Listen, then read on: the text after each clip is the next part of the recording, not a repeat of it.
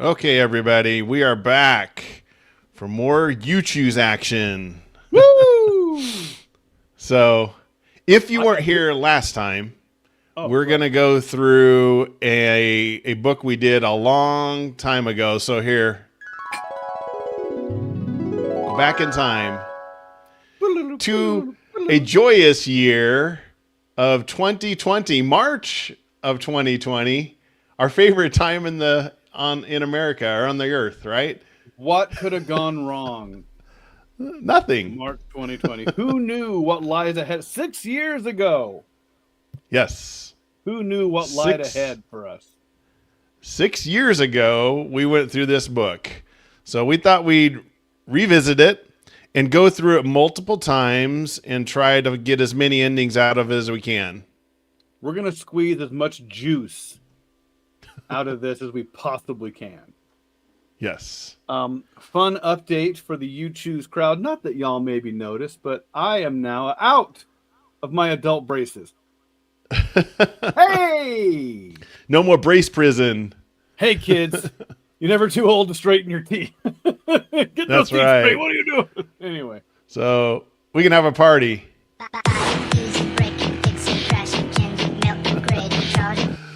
I was like, what do straight people do? Oh, straight people. What do straight people do? I don't know. What do they do? What do straight tooth people do? I don't They dance. know. And they don't Free, get like lots of stuff caught up in their teeth. It's true. John Kennedy, that's free true. those teeth. That's Free it. those They're teeth. free. Yes. Free at last. All Someone right. today was like, what was the first thing you ate? I'll go, I ate a hamburger with no trouble.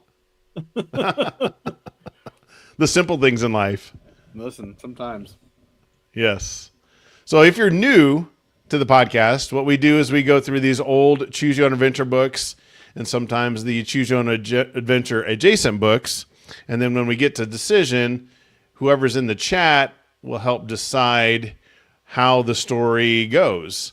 But of course, you can listen later, but it's more fun if you can listen live and watch live. It's more fun to scream at the TV. That's what, Exactly. it's like your dad back in the day watching TV, yelling at it. And you're like, you're not changing anything. You can hear. You can hear, yes. You can yell You at the can. TV and it makes a difference. It does make a difference. Really type So into anyway, your TV. What exactly. you want to do. All right, let's get started. Who Killed Holothrombay? Edward Packard. Excellent illustrations by Paul Granger. So I love these ones. We've Dude, got for sure a though. bottle of brandy on the cover, a How magnifying do you know this glass. book was written in the 80s? I And there's know. brandy on the front for kids. They're like, listen, kids. Oh, look at Yes. Carol. Carolyn, she's like saved her. Girl, you Oh. don't know. This podcast, all of you helped me out during that time too. It was crazy. Oh yeah, Heck, we Carolyn were might have been here during lockdown when we were doing these. heck, Yeah. heck, I was going through a divorce doing this Yeah. podcast. It was Yikes. dark days. COVID and a divorce. Jeez. Excited that everybody can join us. Look at this group tonight. We got a who's who of you I know. choose. Mr. BRS, And Mr. John, BRS walks in the door. Carolyn. This is like the scene in the Western when like the gunslinger walks in. You're like And John. Can't forget Mr. John. BRS walks in So, and cracks his neck. Time ready to for a make some fight. choices. So this, oh man, look at this on this inside cover. This is Oh like man. the 80s detective, or heck, doesn't even have to be a detective. You can just be a kid in the 80s. A magnifying glass, a little Bro. tape recorder, fingerprint machine, or a Yep. little fingerprint kit. Yep. You needed two of these items as a kid in the 80s, and you felt like you were a private detective already. Yeah. If I had a magnifying glass and a cassette recorder, I'm like, I'm about to solve some crime, guys. We Yeah. gotta solve some mysteries. It's not even a We joke. do I need mean, I that. thought I was going to be a detective when I was a kid.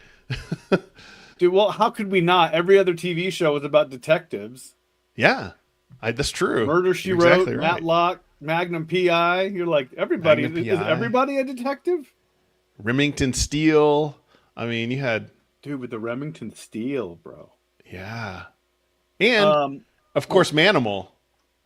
Dude, He solved crimes. Manimal was the greatest thing ever. You're like, I got to solve this crime, but I also got to turn into a panther. Yes. Hold on while I turn into a panther. And the transition was so good because it was like the weird, and the weird zoom effect. You're like, oh, it was turning into a so panther. bad. Anybody in the chat, fun. did you watch Manimal in the 80s? Shout out for Manimal. There was a movie that came out 1983. Anybody who's worth their salt here would remember Tron. Tron, yeah. Then Tron, after Tron came out, there was a knockoff TV show that wasn't called Tron, but it was about a man who could like put himself into electronics. Do you remember this? Oh, yes. Could, like, I know what you're talking helicopter. about. Oh, it's killing me. Yeah, what was it? Automan. Automan. Yes. Automan. Dude, so Automan good. was where it was at.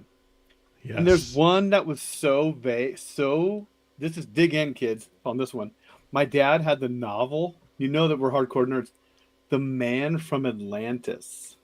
He had the novel?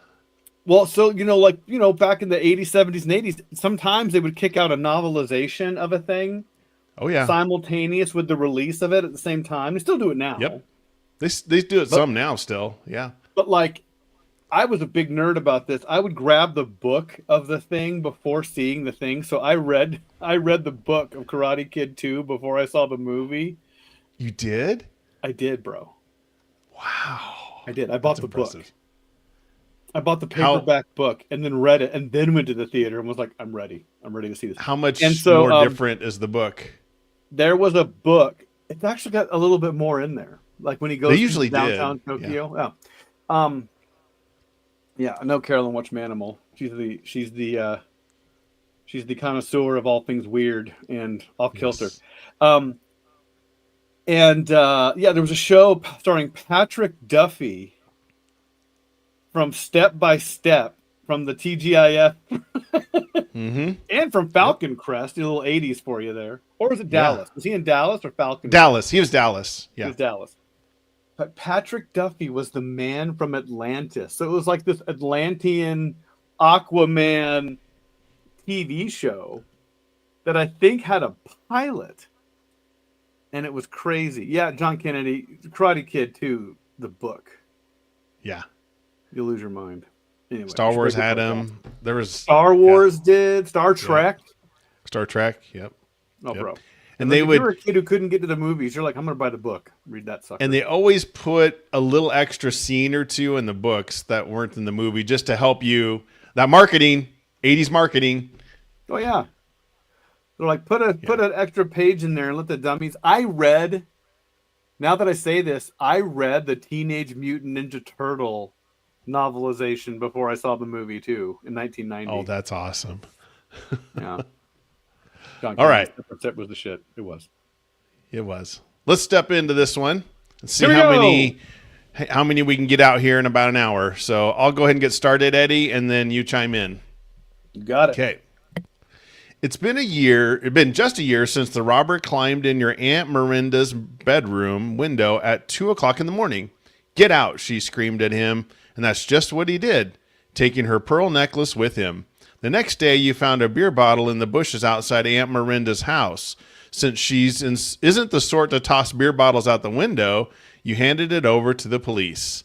The robber's fingerprints were on the bottle, and the police quickly identified him, and now he's safely behind bars. Since then, you've gotten quite a reputation as a detective. You've equipped yourself with a magnifying glass, fingerprint kit, and a cassette recorder, and you're ready for business. That's all you need. You're ready. Why am I not in business yet? Yeah, let's go. Yeah. You should get those three things and then tell your wife, I'm ready for detective business. I've quit my job. Look at this. I quit my job. These detective agencies open today. You have a business license? No, but I have a fingerprint kit. I got a magnifying glass, a fingerprint kit, and a cassette recorder. I'm ready. Arrest me just right there. Yeah. Some of your friends have decided to become detectives too. That's okay. They're just a bunch of amateurs, except maybe for that frizzy-haired girl down the street, Jenny Mudge. No, I forgot how crappy we are to poor Jenny. I know, we are. She's definitely smart. In fact, sometimes you think she might be smarter than you. And here's our moxie and our arrogance right here. She might now be it smarter, looks like but you've not got your really. first big case. Harlow Thrombe, president of Thrombe Plastics Company, has just called and asked you to come to his house at 5 o'clock this afternoon. I hear you have sharp eyes, he said, and that's what I need right now. I think my life is in danger. And then we have our wonderful illustration. Ooh, Dude. I don't think our shirt is tucked in, but we got a heck of a turtleneck.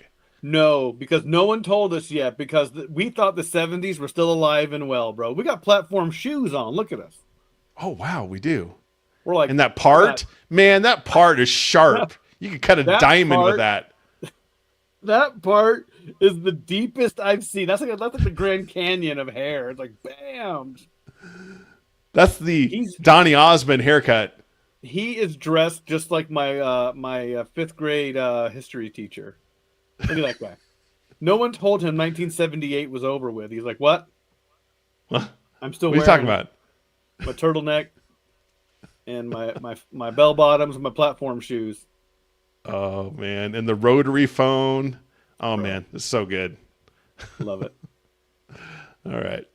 You asked Thrombe what he was afraid of, but he didn't want to talk on the phone. So you said you'd be there. You'd think about it and call him back. That was exciting to get a call from Harlow Thrombe, but maybe you should find out more about him before you take the case. All right, here we go. If you phone Thrombe and accept his invitation, turn to page 5. If you tell him that you can't come this afternoon, but you'll call him back in a day or so, turn to page 17. So do we accept his invitation, or do we call him back and say we'll come back in a day or so? Let us know in the chat. Because who do you call when you might be, your life's in danger? You call a 9-year-old. A 9-year-old who's smartly dressed like he's going out to a discotheque. Yeah. Who do I know who is a minor but dresses like John Travolta in Saturday Night Fever? Yes. That kid. Not only that, Thrombe is a millionaire, a CEO, and he's like, you know what? I could call these other people, these other adults, but no, I'm going to call a 9-year-old. We're harsh on the 9-year-old, but I would wonder if I had millionaires calling me at 9 years old for advice, I might start to wonder if I wasn't like a genius as well, That's where arrogance comes from. Like, either I'm a genius or you guys have terrible judgment. By the way, for the listeners at home, you can't see this, but in the chat here, Carol, 100% cool, 1000% flammable. It's true. It's true. Polyester. Don't dance too close. Don't dance too close to the bright lights. Yes. Or any open flame. All right. Again, she also comments, "Yes, adult man, I shall come over." Like, There's stranger danger didn't exist. No, it didn't. No. It wasn't invented until 1984. And even then, so we're going. Let's go. Yeah. Accept the invite. Good. So, by the way, classic choose your own adventure. We're on page 4 and we're making choices already. I know. So great. That's why this one's so good. All right. Page 5. Eddie. I might have no braces, but I still need my glasses. It's so fun. You knock on Thrombe's door exactly at 5. A stout, balding man opens it. He eyes you suspiciously before nervously shaking your hand. "I'm Harlow Thrombe," he says. "Before we go inside, I'll show you around the place." By the way, the guy in the picture, we've decided this. That guy in the picture is 28 years old. That is how people aged in the 80s. Yes. That guy's 28. That is how. Yeah. It was a different time. Yeah, he's 28 balding. He looks like Winston Churchill. For real. He's like, "I'm not even 30 yet, bro." Anyway. The two of you stroll around the lawn past scores of flowering shrubs and trees. Ahead of you is a large greenhouse. Why do you think your life is in danger, you ask? It's my wife, Jane, Thromby says. I do everything to make her happy. Expensive cars, trips around the world. She even has 2 pianos, one for each hand. A concert grand for herself and a smaller one for guests. He stops in his tracks and turns toward you, a dark look on his face. The truth is, I think she would rather have me dead. Dun, Do we have a dun dun. dun dun there? What? What? What? What? That's from last time. Yeah, Let me hope. British. Yeah, maybe Thromby's British. That's what look at him. Tell me that guy's not British. It's true. What, that guy's not Like I from said, England, bro. Look at him. He does look like Winston Churchill. What makes you think that? Thrambe pauses again before replying. He told me. Another dun dun dun. Oh. Get it here. I'd rather have you dead, Thrambe. A few steps further, reaching the greenhouse, you watch curiously as Thrambe rattles the door and then turns toward you. I want to make sure it was locked for the night, he says. Jenkins, our gardener, keeps arsenic there for spraying trees. That's our Leroy Jenkins there. Yeah. The poor fellow's laid up in the hospital. Maybe your wife just lost her temper, you suggest. I'd like to think so, Thrambe says, shaking his head. Maybe you'll be able to judge when you meet her. She's sharpening a sword when she's she's putting bullets in a gun. Hey. Hey. She's playing in a concert this afternoon and should be back by 6.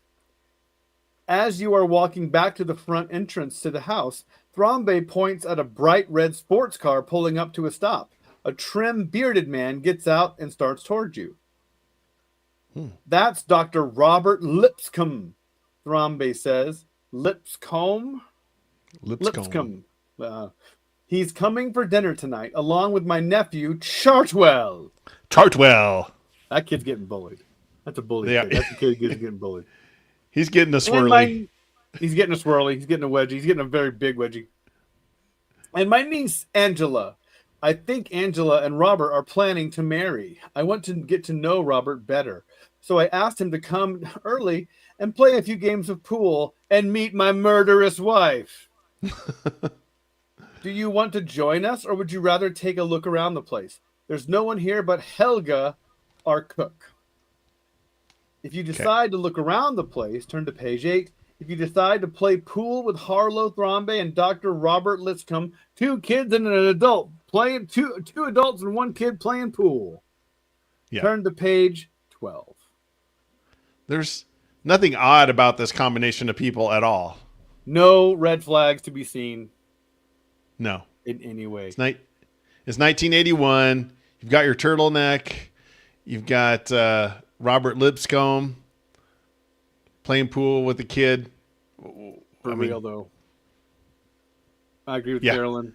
He better have a mustache. Yeah, that's right. Oh, wow. You roll up with a name like Lipscomb and you don't have a mustache, you turn right around and leave. You come back when you grow one, sir. Get out right now. You don't come back. Out. Grow one and come back. Don't be gluing one on in the alley. Yeah, he's like he reaches in his pocket and starts putting it on his lip. Nope, puts it on real quick. It's all crooked. We are at a tie here, sir. Oh boy.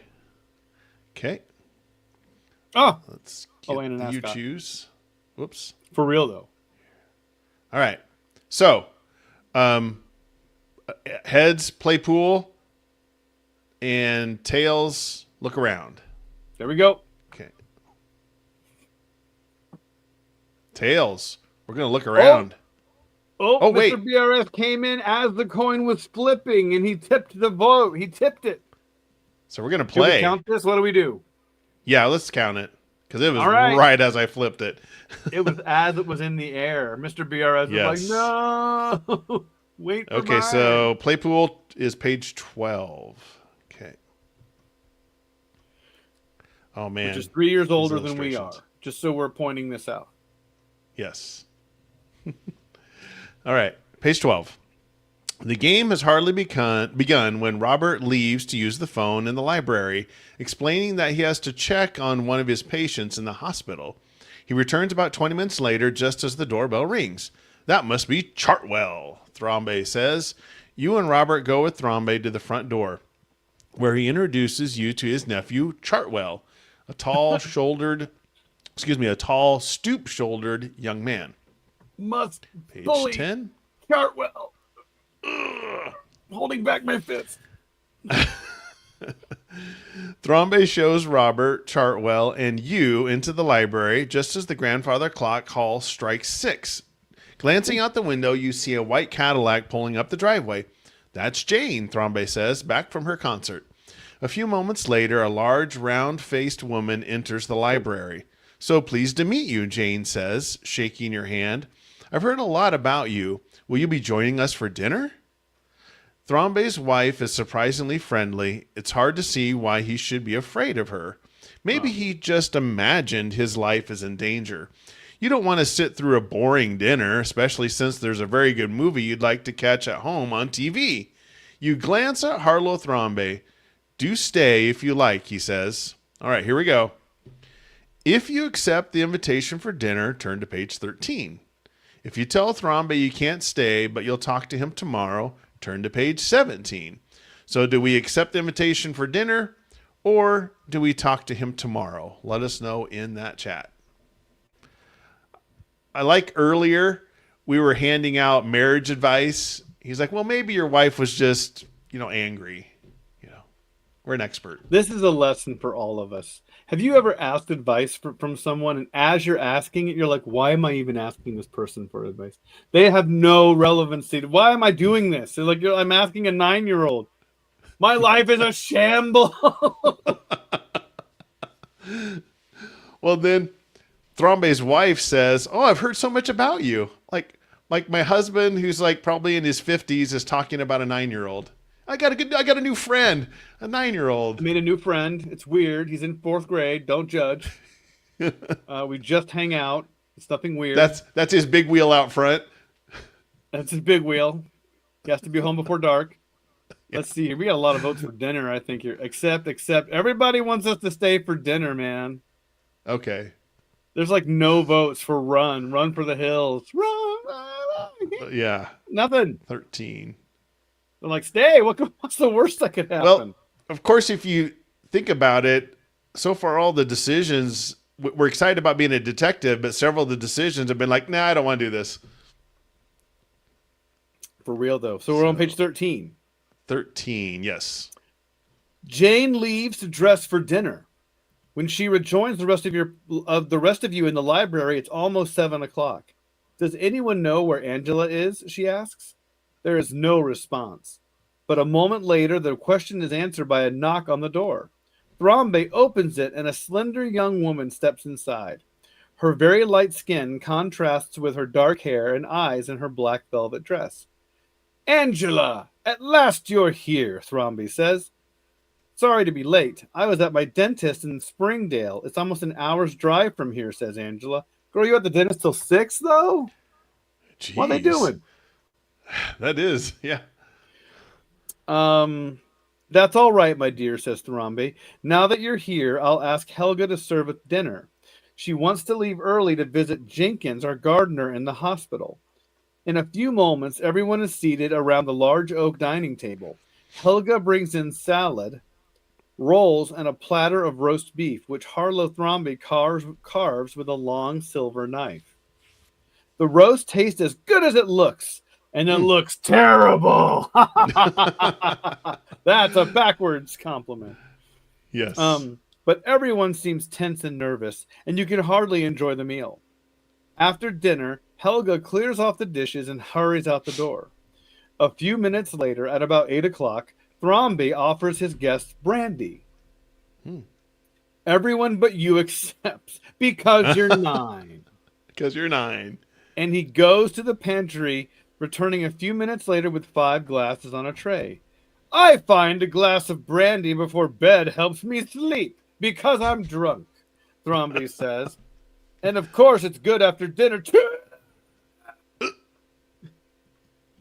Oh, here we go. Here's to good health and a long life, sir, Robert says as he raises his glass. We have not established if he has a mustache or not yet. True. And the others join in the drinking. Then Robert Chartwell and Harlow Thrombey leave for the game room to play pool. While, is the illustration off here?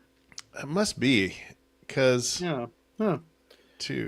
and of course it's good. It says turn to page 15.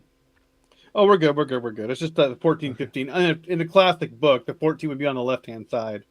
Yeah. Okay. You'd rather play pool, but your job, after all, is to watch Jane. The music room is half filled. You'd rather play pool because you're 9. You'd rather play pool. The music room is filled by 2 grand pianos. Jane sits at one and Angela at the other, while you relax in the armchair. I'd be remiss if I didn't say Angela like it was the 1980s. Angela! Tony Danza, Mona! Samantha! Angela! get in here. Angela, play piano, Angela! Jane sits at one and Angela sits at the other, while you relax in an armchair. I'm so glad to hear you're taking piano lessons, Jane says to Angela. Would you like to play a duet with me? Oh no, you're so much better. I'd rather listen to you, Angela replies. Jane smiles at the compliment as she loudly strikes out the first notes of Beethoven's Moonlight Sonata. You listen patiently for half an hour until about 8:30. Then slip out of the room and go to the library where you spend about 20 minutes looking at Thrombey's collection of books and hunting trophies. Leaving the library, you can still hear the piano. So you walk down the hall to the game room. Chartwell and Robert are playing pool, but Harlow Thrombey is not with them. Suddenly, you hear a terrifying scream. Ah! Rushing to the hall, you are shocked to see Harlow Thrombey lurching toward you. He falls and lies moaning on the floor. I've been there, bro. Some bad dinner. You ate a little fast. The others came running. Robert dashes to Thrombey's side. Jane starts to cry. Angela and Chartwell stand helplessly nearby, high-fiving each other. You run to the library and telephone for an ambulance. It takes a few minutes to get the call through. You rush to Thrombey and stare a moment at his ashen gray face, then kneel down beside him. I've been poisoned, he gasps. Do you know who...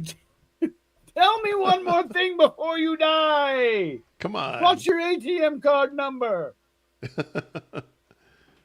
For a moment, he struggles to get up, then falls back, clutching at his throat. He whispers, It was... Before those are his last words. You rush to the pantry where you find the open brandy bottle. Your watch reads 9:03. From experience, you know you must be able to learn more before the police arrive there and afterward. You must work quickly. From my experience with my fingerprint kit. Yeah. And recorder. Look at us smelling that brandy. We're like, should I drink this? Should I drink this? Is anybody looking? If you decide to talk to the witnesses at one at a time, turn to page 19. If you decide to talk to them as a group, turn to page 20. So Carolyn posted in there, better be some aspic sausage like Jell-O. Let's eat. So I was like, what is aspic sausage? It's a traditional European delicacy where cooked meat like pork or beef is suspended in a savory gelatin made from meat stock. Yeah. That might be Yuck. the worst thing ever. Could you imagine serving that to like your children? Hey kids. So fun little cultural night. We're having aspic sausage. Nobody says no. It's basically meat Jell-O. I mean, and it's not far off because like when we were kids, man, them boomers be putting some stuff in Jell-O, bro. Yeah. That's right. I remember there was Put one everything time in there was Jell-O. like legitimately like we had like meat like served up with Jell-O right next touching it. I'm like, what's happening? What's going It on was like here? sliced meat slices with Jell-O next to it. Or orange Jello with carrots in it. Like Carrots. sliced carrots. Oh yeah. Yeah. All right. Wow. Although Is blood that group? sausage, you know what? At this point, I just, that's apocalypse food for me, frankly. It is. Let's see. It looks like We got group, group, Eddie. group. We Yeah. got unanimous So group here. page 20. All right, here we go. Before you have time to ask any questions, Chartwell tries to take over, as we knew Chartwell would do that because Man, that's a Chartwell move. We find out later his real name is Todd. I knew it. It's probably Chartwell Todd. His middle name's Todd. It would be. Yeah. Names are My uncle and I often fought, he says angrily, but I'm going to find out who murdered him if it's the last thing I do. Just a moment, Robert says. Let's be calm. There's no need for an investigation. Thrombey told me who the murderer was the moment I reached him. What did he say, you ask? He was very weak. He could hardly talk. Robert replies, but I distinctly heard him say it was Jane. She poured my last drink. You liar, Jane shouts.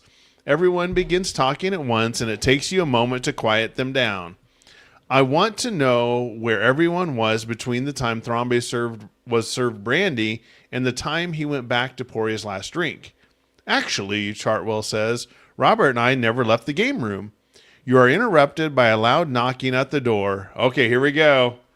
In a moment, Police Inspector Prufrock and 2 officers storm the room. Everyone stay where you are, Prufrock shouts.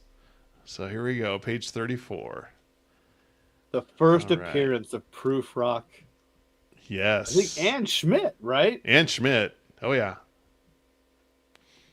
A big man with a bushy red mustache, Prufrock strides around the library like a drill sergeant.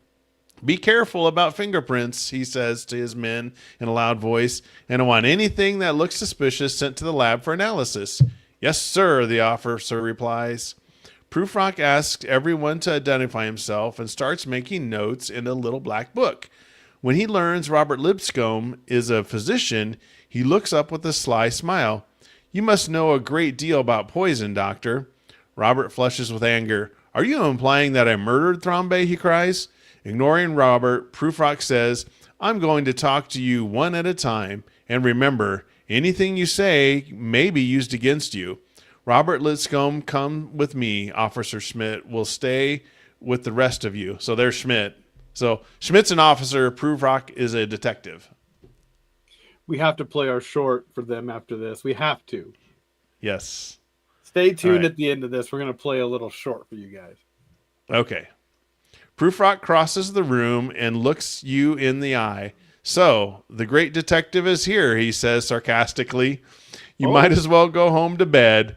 I won't have any trouble solving this one. You smile to yourself. It's not likely this will be the case that breaks Prufrock's long string of unsolved crimes. In any event, Thrombey asked for your help, and it's your duty to figure out who murdered him. While Prufrock questions the dinner guests, you decide to look elsewhere. Okay, here we go. If you decide to inspect the greenhouse, turn to page 33. If you go to the hospital to talk to Jenkins, the gardener, turn to page 35. So do we go to the greenhouse or do we go to the hospital? Let us know in the chat. I love how we were already throwing shade to Prufrock. Yes. Oh, man. I like how Prufrock, or it's even mentioned here that he's an inept detective, which was where we got that from. He's intimidated by a 9-year-old? Yeah. Like, this we already 9-year-old know he's is a going loser. to solve a crime? Hop, hop, hop, I say. Oh. Yeah. Talk to the gardener and vote for greenhouse or vote for gardener. Talk to the gardener. The gardener's in the I like hospital. how we even know that Prufrock gets inept. Even a 9-year-old knows. For real, though. Yes. Like, I'm going to regard... Both! Oh, then she changed it. Okay, greenhouse. So, greenhouse, gardener. Talk to Leroy Jenkins. Oh, okay. So that's a vote. Um, so one. Greenhouse. We got 2 votes for Gardner, and And Mr. BRS is saying help. I don't know if Mr. BRS is saying that he needs help. Do you need help, bro? You calling out for help? He's fallen. Or do you want us to go talk to Jenkins? So are we split? let's see. I think we got one greenhouse and greenhouse. Greenhouse. Oh, Gardner. Here we go. Okay, so it's 3 for Gardner. So we're going to the hospital. Oh, 35. right. We are going to Leroy Jenkins. Jenkins. Classic. That was so funny. It It's was. still funny. I don't care who you are. Oh, yeah. I watch it every once in a great while. Oh, dude. They're just planning their whole. It's past visiting hours, but you are able to get permission from Jenkins's doctor to see him because we're that good.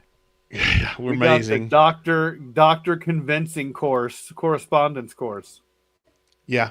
The doctor's like, hey, I think I was a doctor when you were born 9 I years like ago. your moxie, kid. Get in there and violate protocol. Yeah. You reach his bedside about 10 o'clock p.m. and gently break the news about Thromby's death. How do you break the news? You were like, hey, died. Hey, do you know Thromby? Yeah, he's my long employer and friend. A brother, really. Yeah, he died. Yeah, He died really bad. So we took a correspondence course in gently telling people that their friend died. We failed it. We just We didn't. failed. Yeah, he's dead.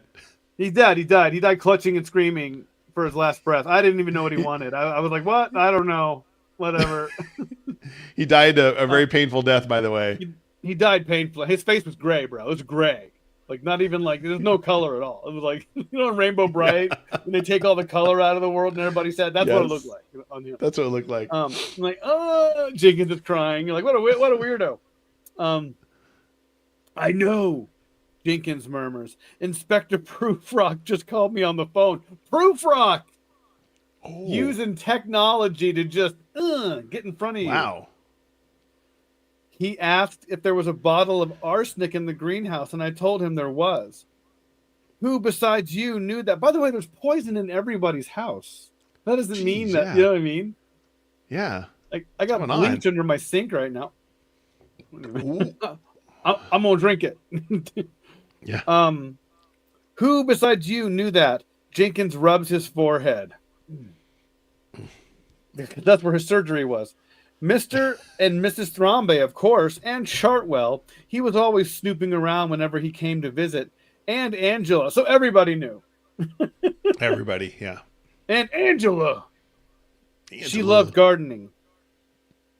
What about, by that I mean she liked to smoke weed. Oh, okay. Wow. That's a deep. What about Dr. Robert Lipscomb?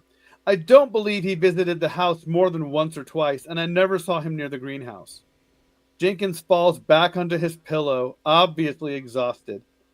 You thank him for his help and call it a night.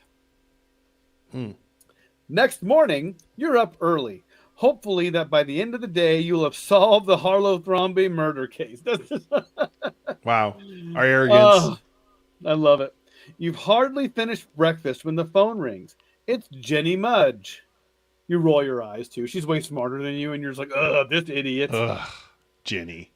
And she's like a total genius. She's already got... I've been working on the Harlow Thromby murder case, she says, and I think we ought to have a talk about it. Could you come over to my house? We got 3 choices now here, kids. Get ready. Wow. If you tell Jenny you think it's more important for you to investigate at the Thromby house instead, turn to page 39. Arrogance. Mm-hmm. Right off the bat. If you agree to meet Jenny at her house, turn to page 41. If you just sit for a few minutes to think things through, turn to page 37. Yeah. We have to think a lot. I think there's only been a couple times in our entire time of doing this that we've had a choice where it's like, do you want to think about it? Like, I think it's been 2 times, this being one of them. Yeah. Yeah. We just want to sit and ponder things for I a just while. want to think about it. I'm having a Just lot of need to think complex about this. emotions. Like, Good. I clearly am activated right now. I'm feeling something. Definitely feeling something. We got 1 Let's vote for see. Think, 1 vote for Jenny. Let's see what comes in. Yeah, our arrogance. This one reeks of arrogance and moxie. Like, given most chances to come up with a noble type way to do things, we're like, no, I choose pettiness. I choose petty. I choose being petty. Yes. We got 42 is the answer to everything. How to choose. yeah, she's invoking the Hitchhiker's Guide there. Yes. It's the answer. That's a good the catch, answer man. to everything. She has a Carolyn. Don't you get into a nerd off with Carolyn? You'll limp out. She's a Jenny Mudge of. She's the Jenny Mudge. She's already got the case solved. She's already done. Okay. Investigate the Thrombey house. Let's go to Jenny. and Go to sit. Jenny Thrombey. I didn't bring my towel. John dropping the Hitchhiker's Guide. Hitchhiker's Guide is so fun. And by the way, I know the movie wasn't loved by everybody. I still loved it. Jim was Henson okay. Henson Studios did a lot of the work on that, so it gets my love. So we got 2 votes for Think then, because Carnivorous Plant said Think. John said Think. And Carolyn said Think. Carolyn said go to Jenny. Oh, never mind. Sorry. So we got, Think. is it Think? I think it's going to be Think because we got 2 for That's Think. what happens when you get the 3 votes. That's why Yeah, third party candidate's always rough. Yeah. 32. 32 it is. Hold on All here. right. I think that's me. Oh, yeah, it is you. You lean back and put your feet up on a table. Your best thinking position. Wow. We even have our best thinking position. Ugh. But no great ideas come to you. The phone rings. It's Thrombey's gardener, Jenkins. I've been trying to reach you, he says. There's something I couldn't bring myself to tell you before, but I don't think I should wait any longer. Go ahead, you reply. A couple of weeks ago, a man named Falcon called me and said that he knew how I could make a lot of money. He asked me to meet him at the White Horse Inn. I went there, and you can bet I was surprised when I learned that the job he had in mind for me was to murder Mr. Harlow Thrombey. I turned and walked out of the place before I lost control and knocked his block off. Next page. Can you describe Mr. Falcon for me? Not very well, Jenkins said. He had on a tan raincoat and a hat pulled over his forehead. I don't even know what color his hair was. I only looked at him for a few seconds. He was plain looking, medium size, anywhere from 30 to 40 years old. Was there anything special about him? Did he have a beard or scar, for instance? Nothing I noticed, Jenkins says, except he did have a nose like a beak of an eagle. That's something to go on, you say. Thanks for calling. If you decide to check the police records for any man named Falcon, turn to page 47. If you decide to question the manager and waiters at the White Horse Inn about Mr. Falcon, turn to page 48. If you decide to forget about Mr. Falcon for the moment and go back to the Thrombey house, turn to page 49. So we have go to the police, go to the White Horse Inn, or go back to the Thrombey house. Do you notice it's 47, 48, 49 for the pages? That's crazy. That is. Wow. Also, it's these triple choices. Yes. That creates a whole dynamic, a whole different dynamic. It doesn't happen often. No. And we still have yet to end anything. No. We're still alive. We haven't died yet, guys. Good job. I know. So we have a vote for we have Ask. to do this book one more time, Lee, just to really get. Oh, yeah. We're going to do it one more time for sure. Yes. We So a vote for got in, 2 votes another for vote for in, in. 1 for home. Home. Oh, to the Thrombey house. Okay. Oh, question at the White House. Horse. White Horse. So that's 3. Okay. We're going to the White Horse Inn. Vote for All the right. police. Let's see. Page 48, Eddie. 48. You find a waitress at the White Horse Inn who recalls the man who sits at the table under the clock. I know Mr. Falcon, she tells you. They give him a prominent nose, too. Body shaming. I know. That's another part of this that we know. Yeah. That happens a lot in these books. It really does. I know Mr. Falcon, she tells you. If the table under the clock is taken when he gets here, he usually waits in the lounge until it's free. How often does he come here, you ask? Almost every day. If you stick around, you'll see him, but I thought his name was Hawk. That's the name he uses when he makes reservations. Somebody told me he's in the business of renting jukeboxes. 1980 something, everybody. Maybe you can find out where his office is, but he'll probably be in here for lunch. If you wait around the White Horse Inn, or what the White Horse, hoping Mr. Falcon will show up, turn to page 53. If you try to track down Mr. Falcon at his office, turn to page 57. Mr. Hawk, Mr. Falcon, he has a big nose. Oh, man. Mr. Falcon. Wait a minute. Mr. Falcon, she tells you. Well, I thought remember his name he uses was Hawk when he makes reservations. Is his name Hawk Falcon? I don't know. I think he just uses a pseudonym when he I'm jumping checks off in. the roof of this house. Yeah. Carnivorous, not waiting 1 minute. Track down the Falcon. You tell me where the Falcon is. You're Falcon is. Get him. So aggressive. Wait. John so Kennedy pointing wait. out John Kennedy pointing out the obvious. You can't track a Falcon. You can't. They don't leave no tracks. They don't leave any tracks. Good point. Lure him in with birdseed. You just roll up with a birdseed truck. That's the kind of kid we are.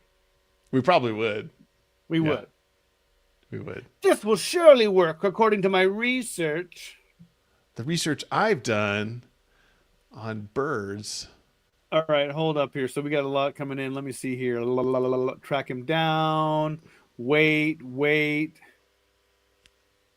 I think it's track him down. Track him down. Wait. I think we're gonna track him. I think we got 3 votes for wait. So wait, Mr. BRS is wait. Oh yeah, Carolyn's wait. Scott's wait. You're right. Yep. Because we had 2 votes for track and 3 for wait. Okay. 53. That'd be me. Here we go. You spend the better part of 2 days waiting for Mr. Falcon to show up. I thought he came in every day. What? Okay, I was This lied is the to. 80s. Our parents aren't worried one bit. No, not one. He's bit. good. He's doing all right. Get out of here. He's employed. Come home when the lights turn on. The street lights turn on. Yeah, 2 days. Show up at the White Horse Inn. You're about ready to quit when the manager comes up and taps you on the shoulder. I forgot to tell you, he says, about that fella you're waiting for. I hear he's left town. After we've been sitting there for 2 days. Oh, sleeping, by the way, on a table. just between you and me, it's gotten too hot for him around here. You have wasted a lot of time. You must get back on track. First, you call Prufrock to find out whether he has made any progress.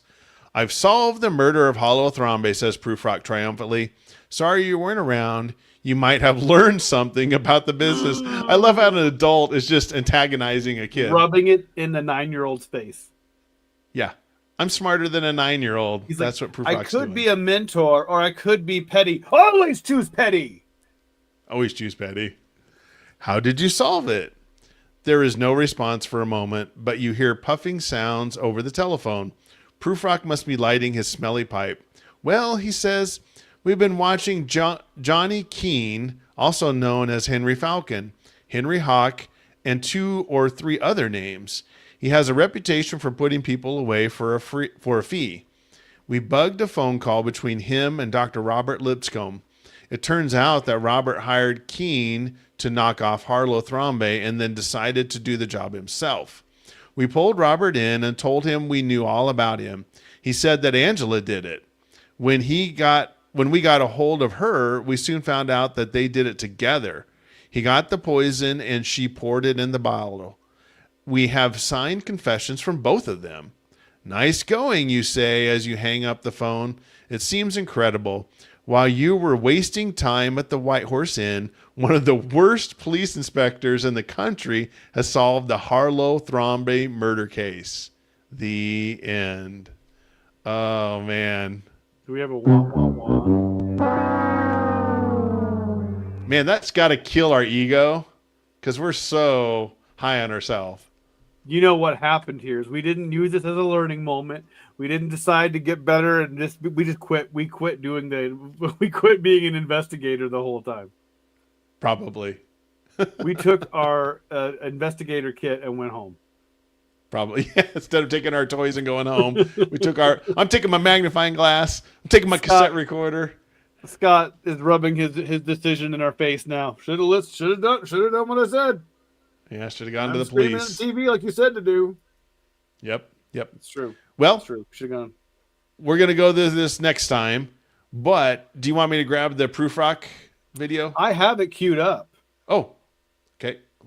Let's do that. Here, I'll fire it up here. Yeah, go ahead and fire that up.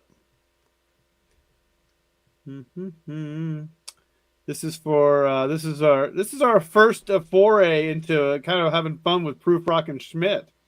Yes, it is. We have a couple of those. We'll have to play the other one next time. It's a little longer, so we can't just play it. But here we go. Here's a little fun throwback to Proof Rock and Schmidt.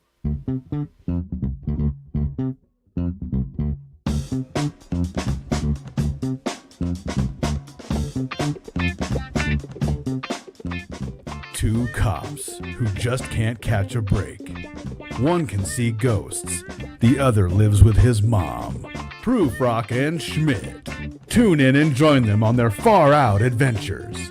Join Proof Rock and Schmidt as they topple crime bosses, defeat the cyborg Gypsy King, get Schmidt's mom to give him his own room. Come on, Mom. Schmitty, I need that for my sewing room. Proof Rock and Schmidt.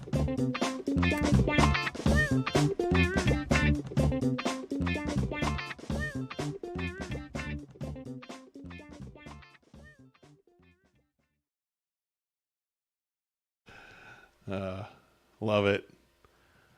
So we're going to go through this one next time. And that took a long time. It was almost an hour. It was almost an hour getting to that ending. We did have some fun for about 10 minutes in the beginning, but yeah, we did. We did not. Still, we didn't die. We didn't die. Our ego died. Our ego died. We experienced ego death. Actually, the way our arrogance is in these books, that might be worse than dying. Right. Again. And you never investigated anything again. You just dropped everything in the trash and went inside. As you're walking to school with your friends, Proof Rock's like, that's the kid whose butt I kicked in investigating a murder. I'm better than a 9-year-old. I'm better than a 5th grader. Yeah. That's the kind of stuff we had to deal with, though, in the 80s, everybody. You know. Most of you. No concussions. Good point, Zero Scott. Concussions on this one. Literally, not yet. on the concussometer. Hold on. A big. Oh, yeah. I don't have a 0. I don't think we have a 0. Because I don't have a 0 on our concussometer. This is the lowest number of concussions I have right here. A 1. There's no time travel, no concussions. Actually, this is the first kind of mystery whodunit book in the series. It was only the 9th one, but all the ones previous were space or jungle or time traveling or something like that. they did not lean into the aliens time travel until probably a little later. It was like the early ones. I mean, there was the Cave of Time. I Cave of think Time did. Yeah. Yeah, I but this mean, is like the first kind of detective-y one, and it's actually got some. I'll have to look it up, but I know there's some unique things with it. How you can get to different endings, and it's kind of complicated to map out. oh, for sure. Eating the Jello sausage, yes, yes. You know, the thing is, we didn't have concussions. We didn't have time travel. We had zero aliens and no hallucinations. But we did have pettiness. We had betrayal, friend betrayal.